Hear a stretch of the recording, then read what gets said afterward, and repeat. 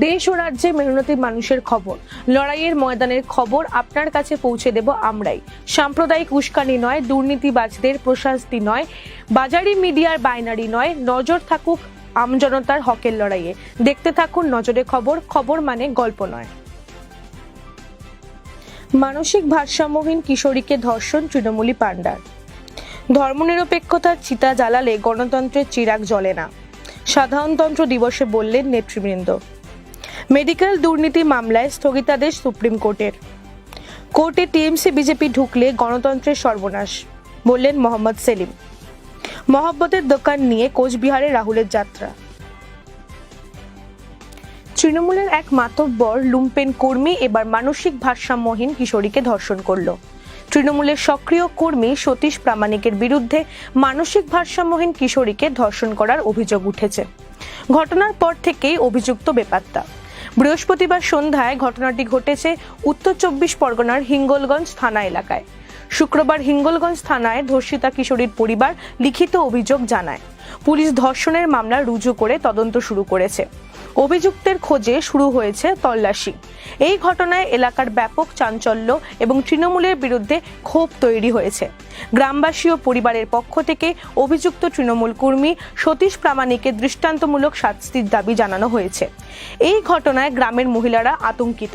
তারা জানায়, ওই সতীশের জ্বালায় গ্রামের মহিলারা স্বাচ্ছন্দ্যভাবে ঘোরাঘুরি করতে পারে না। সবেমাত্র সন্ধ্যা হয়েছে, তার সুযোগেই এই ঘটনা ঘটিয়েছে। গ্রামে উত্তেজনা রয়েছে। গঙ্গাধর প্রামাণিকের ছেলে এই সতীশের বিরুদ্ধে এর আগেও একাধিকবার বিবাহ, ধর্ষণ এমনকি খুনেরও অভিযোগ তুলেছেন গ্রামবাসীরা।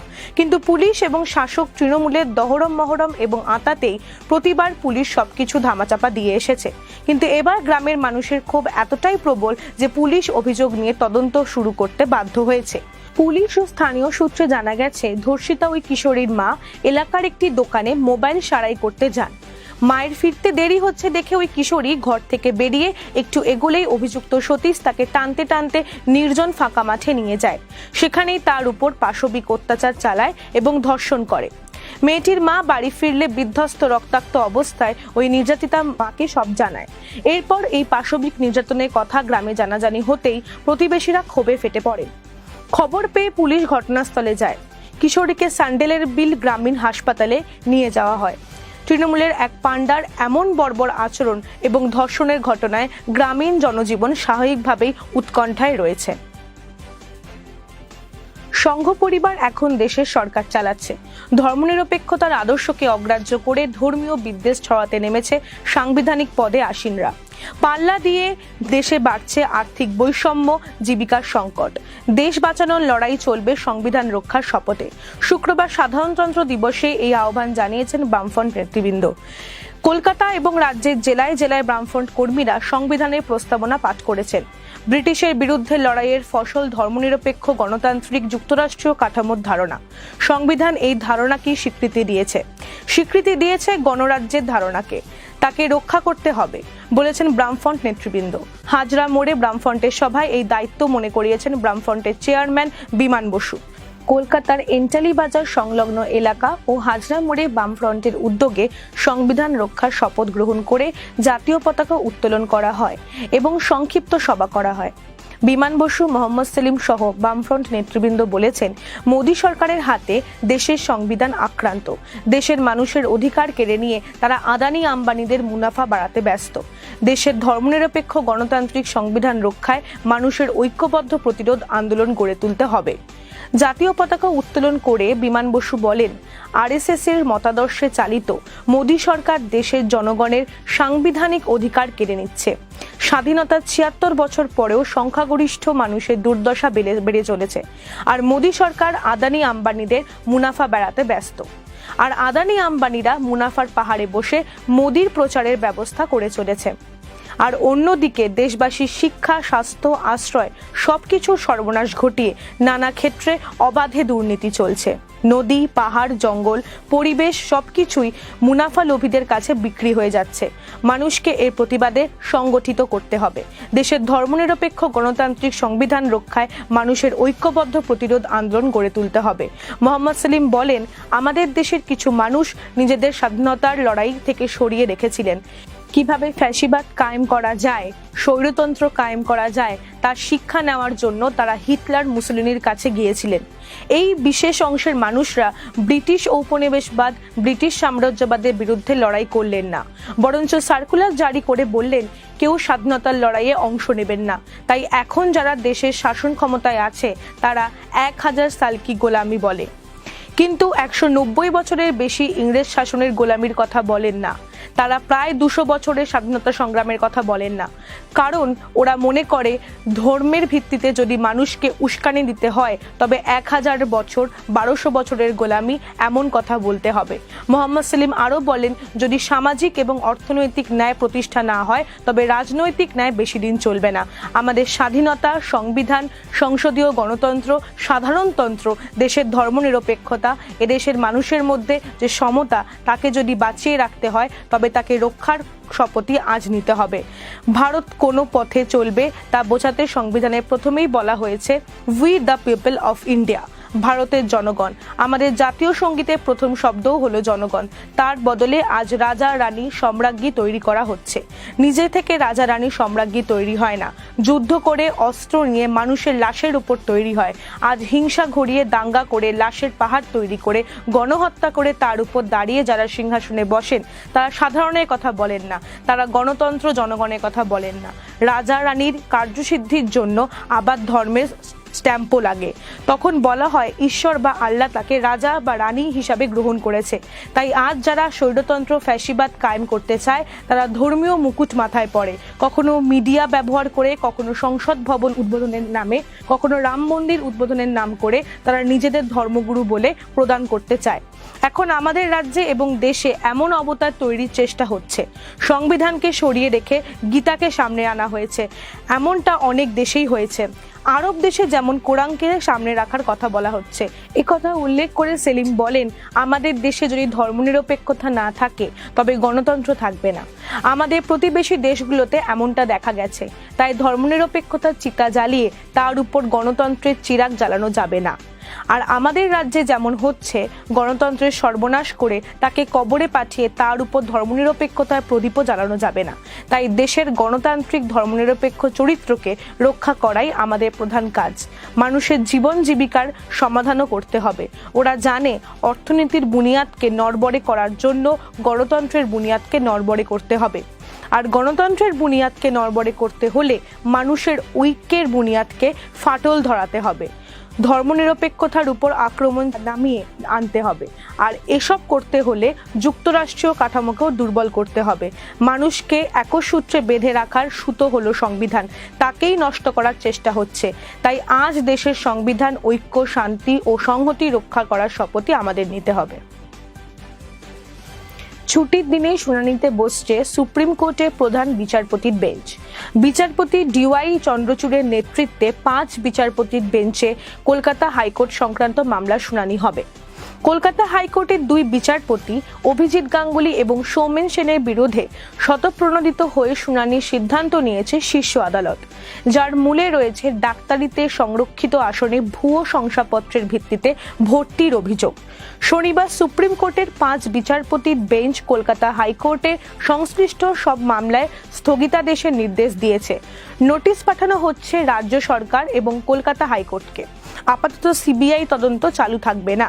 দুর্গাপুরের এক ছাত্রের অভিযোগের ভিত্তিতে এই মামলা দায়ের করা হয় কলকাতা হাইকোর্টে। বিচারপতি গাঙ্গুলি সিবিআই তদন্তের নির্দেশ দেন। নির্দেশে স্থগিতাদেশ জারি করে বিচারপতি সৌমেন সেনের ডিভিশন বেঞ্চ। বেঞ্চের রায় ত্রুটি দেখিয়ে বিচারপতি গাঙ্গুলি নিজের সিদ্ধান্তে অনড় থাকেন, সিবিআইকে তদন্ত চালিয়ে যেতে বলেন। বিচারপতি সৌমেন সেনের বিপক্ষে পক্ষপাতিত্বের অভিযোগ জানান বিচারপতি গাঙ্গুলি।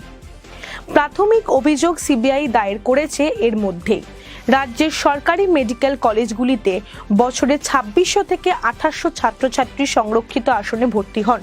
10 বছরে এই সংখ্যা 26,000 ছাড়িয়েছে।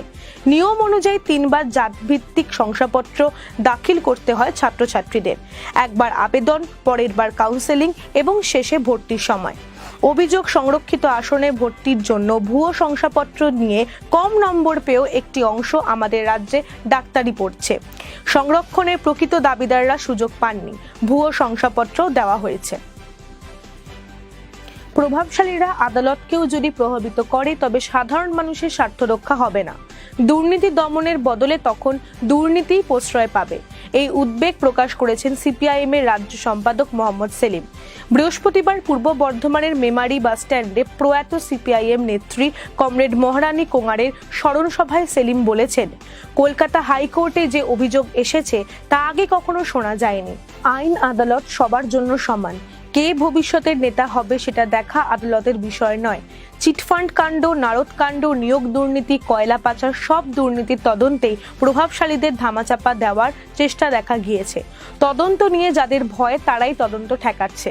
আদালতও যদি তাদের দ্বারা প্রভাবিত হয় তাহলে সাধারণ মানুষ ন্যায় বিচার থেকে বঞ্চিত হবেন। সেলিম বলেছেন, তৃণমূল সাংসদ অভিষেক ব্যানার্জিকে বাঁচাতে বিজেপির ভূমিকা দেখাই যাচ্ছে। নর্দমার নোংরা জল যেখান দিয়ে যায় সব নোংরা করে দিয়ে যায়।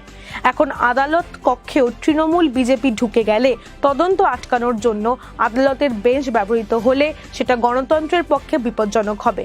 মেমারি বাসস্ট্যান্ডে কমরেড মহারানী কোঙারের স্মরণ সভায় বহু মানুষ এই জননেত্রীকে শ্রদ্ধা জানিয়েছেন। শুরুতেই প্রয়াত নেত্রীর প্রতিকৃতিতে মালা দিয়ে শ্রদ্ধা জানান পার্টির রাজ্য সম্পাদক মোহাম্মদ সেলিম, কেন্দ্রীয় কমিটির সদস্য আভাস রায়চৌধুরী, অঞ্জু কর, পার্টির নেতা অমল হালদার, অচিন্ত মল্লিক, সৈয়দ হোসেন সহ নেতৃবৃন্দ। স্মরণ সভায় এছাড়াও স্মৃতিচারণা করেন পার্টি নেতা অমল হালদার। শোক প্রস্তাব পাঠ করেন পার্টির পূর্ব বর্ধমান জেলা কমিটির সম্পাদক সৈয়দ হোসেন। সভায় মহারানী কোঙারের সংগ্রামী জীবন সম্পর্কে উল্লেখ করে মোহাম্মদ সেলিম বলেছেন, স্রোতের বিপরীতে দাঁড়িয়েছিলেন তিনি, গড্ডালিকায় গা ভাসিয়ে দেননি। সমাজ যেমন চলছে তা পরিবর্তনের জন্য আদর্শে স্থির থেকে কাজ করে গেছেন। এখনকার শাসকরা লুট দুর্নীতি করে টাকা পাচার করছে, আর কোঙার পরিবারের সদস্যরা কমিউনিস্ট আন্দোলনকে শক্তিশালী করতে অর্থদান করেছেন। বর্তমানে দুর্নীতিগ্রস্ত শাসকদের সঙ্গে কমিউনিস্টদের এতটাই তফাৎ। মতাদর্শে এই দৃঢ়তা নিয়েই দেশকে সাম্প্রদায়িক শক্তির কবলমুক্ত করার সংগ্রামে সামিল হতে আহ্বান জানিয়েছেন সেলিম। সাম্প্রদায়িক শক্তির বিরুদ্ধে লড়াইতে তৃণমূলকে কল্পনা করাও ভুল হবে বলে জানিয়েছেন তিনি।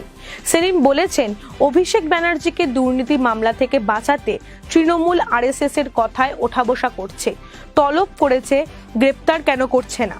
টাকা উদ্ধার করছে না কেন? ইডি সবাইকে ডাকছে কবে বিজেপিতে যোগ দেবে তা ঠিক করার জন্য। স্মরণ সভায় পার্টি নেতা তন্ময় ভট্টাচার্য, তাপস সরকার, সমর ঘোষ, তাপস চ্যাটার্জি, শুকুল শিকদার, আক্তার আলী, সুদীপ্ত বাগচি, অভিজিৎ কোঙার, অরিন্দম কোঙার, সুকান্ত কোঙার, অপূর্ব চ্যাটার্জি, অশেষ কোঙার সহ অন্যান্য নেতৃবৃন্দ উপস্থিত ছিলেন। মোহাম্মদ কি দোকান নিয়ে আসাম থেকে বাংলায় ঢুকলেন কংগ্রেস নেতা রাহুল গান্ধী। বৃহস্পতিবার কোচবিহারে ঢুকেই তিনি বলেছেন, আপনাদের মন কি বাত শুনবো বলেই পথে নেমেছি। রাহুল গান্ধীকে স্বাগত জানাতে কোচবিহারের রাস্তায় রীতিমতো মানুষের ঢল নেমেছিল। রাহুল গান্ধীর ভারত জোড়ো ন্যায় যাত্রাকে ছলে বলে কৌশলে বাধা দেওয়ার চেষ্টা করে আসামের হিমন্ত বিশ্ব সরকার। পশ্চিমবঙ্গে ঢুকলেও রাহুল প্রশাসনের সহযোগিতা পেলেন না বলে কংগ্রেস কর্মীদের অভিযোগ। এমনকি কোচবিহারের বেশ কিছু জায়গায় তৃণমূল কর্মীরা পোস্টার হাতে রাহুল গান্ধীকে বাংলা ছাড়ার হুমকিও দিয়েছে। সরাসরি তৃণমূলের নামে নয়, নাগরিকবৃন্দ লেখা পোস্টারগুলি কোনোটায় লেখা ছিল, রাহুল গান্ধী অন্য রাজ্যে যাও, দিদি একাই যথেষ্ট, কংগ্রেস বাংলা ছেড়ে অন্য রাজ্যে যাও ইত্যাদি। বৃহস্পতিবার সকালে আসাম থেকে বাংলায় ঢুকেই রাহুল গান্ধী বলেছেন, আমরা ন্যায় যাত্রার ন্যায়ের কথা বলছি, কারণ দেশে অন্যায় হচ্ছে। বিজেপি আরএসএস ঘৃণা হিংসা ছড়াচ্ছে, মানুষের ওপর অন্যায় অবিচার করছে। এর মোকাবিলার জন্যই ন্যায় যাত্রা। এই অন্যায়ের বিরুদ্ধে লড়াইয়ের জন্যই ইন্ডিয়া তৈরি করা হয়েছে। মানুষের ঢল দেখে উৎসাহিত প্রদেশ কংগ্রেস সভাপতি অধীর চৌধুরী বলেছেন, পুলিশ প্রশাসনের সহযোগিতা পাইনি, স্টেজ যেখানে করতে চেয়েছি করতে পারিনি, কিন্তু মানুষের ও কংগ্রেসের কর্মীদের উৎসাহ দেখা যাচ্ছে। মানুষের এই স্রোত কেউ আটকাতে পারবে না। সিপিআইএম ওয়েস্ট বেঙ্গল এখন হোয়াটসঅ্যাপ চ্যানেলেও। কিউআর কোডটি স্ক্যান করুন এবং যুক্ত হন আমাদের সাথে।